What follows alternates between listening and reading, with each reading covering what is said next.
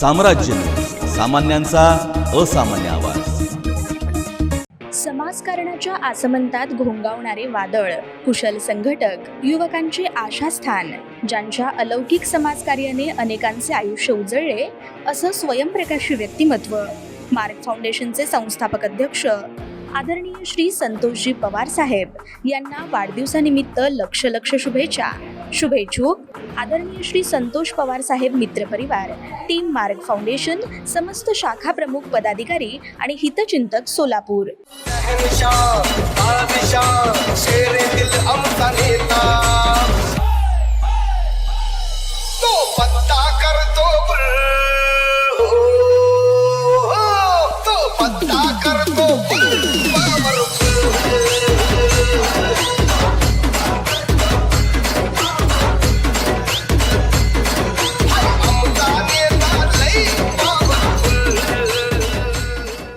भाजप शेतकऱ्यांच्या मुळावर उठले, प्रणिती शिंदेचा घणाघात। भाजप सरकारने चुकीचे धोरण आखत शेतकऱ्यांच्या पोटावर पाय दिले।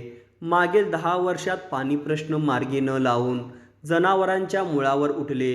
दुधाला कवडीमोल भाव मिळतोय, हे सरकार शेतकरी विरोधी सरकार असल्याची टीका सोलापूर लोकसभेच्या काँग्रेस उमेदवार प्रणिती शिंदे यांनी भाजप सरकारवर केली।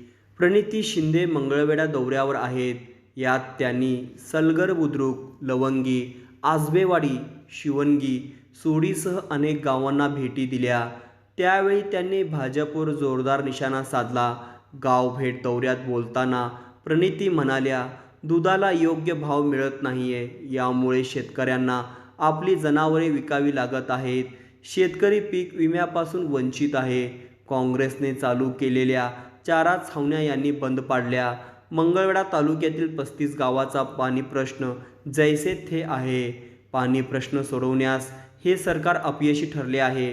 यांनी मागील 10 वर्षात काय काम केलं याचा हिशोब द्यावा, असे आव्हानही प्रणिती शिंदे यांनी भाजपला दिले। मराठा समाजाला आरक्षण मिळालेच पाहिजे, यासाठी मी आरक्षणासाठी शेवटपर्यंत मराठा समाजासोबत राहणार असल्याचं आश्वासनही यावेळी शिंदे यांनी समाजाला दिले। तत्पूर्वी लवंगी येथे समस्त मराठा समाजाचा प्रणिती शिंदे यांना जाहीर पाठिंबा करण्यात आला। यावेळी मंगळवेढा तालुक्यातील शेतकऱ्यांचे पाण्याचा आणि दूध दराचा प्रश्न सोडवण्याची मागणी लवंगी ग्रामस्थांनी केली।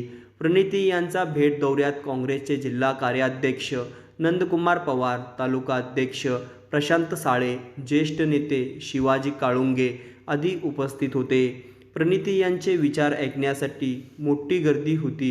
मिळत नाही त्या माऊलींना विचारा किती त्रास होतो त्यांना। रॉकेल नाही, मान नाही, दुधाचे दर नाही त्या ठिकाणी। तुम्हाला जर्सी गाय तुमच्या सांगोलन चर्चलला विकावा लागला कारण का पाणी नाही। कसं चालणार मग घर? जो शेतकरी आपला अन्नदाता आहे त्याच्या तुम्ही पोटावर पाय देता।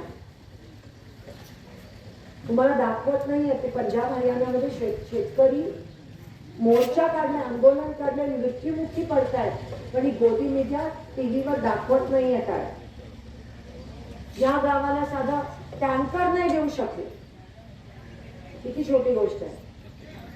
कारण का पूर्ण सोलापूर सगळे भाजपचे आणि भाजपचे लोक तुमच्या बाजूने बोलत नाही, कारण का तिकडे हुकुमशाही आहे, ते मोदींना घाबरतात।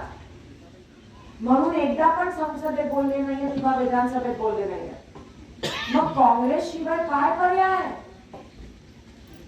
आणि म्हणून मी ही निवडणूक लढते आणि तुमच्यासाठी लढते। ही लढाई माझ्या एकटीची नाही आहे, ही लढाई आपल्या सगळ्यांची आहे। जर आम्ही नाही बोलल्या दिवशी लोकशाहीचा अंताची सुरुवात होते आणि आज कुठेतरी शेतकऱ्यांचा अंतच बघतायत का काय हे भाजपवाले, असा प्रश्न माझ्या मनात निर्माण होतो। पहिले तुमच्या पोटावर पाय, मग जनावरांच्या पोटावर पाय, मग युवकांना 2 कोटी नोकरी सांगितली ती पण त्यांना मिळत नाही। अजून काय काय करणार आहेत?